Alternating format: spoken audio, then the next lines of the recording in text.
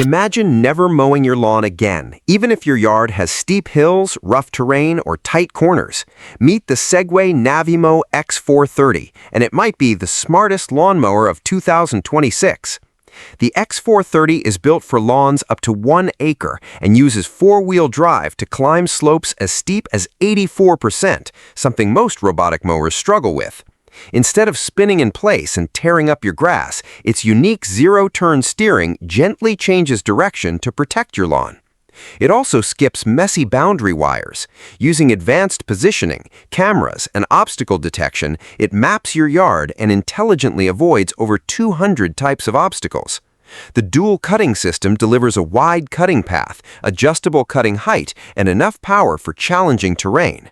The biggest downside? The price. It's a premium robotic mower, so if your lawn is small and flat, you probably won't use everything you're paying for. So, is the Segway Navimow X430 worth it?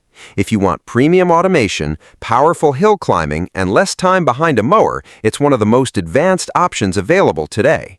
But the real question is, would you trust a robot with your entire lawn? Let me know in the comments.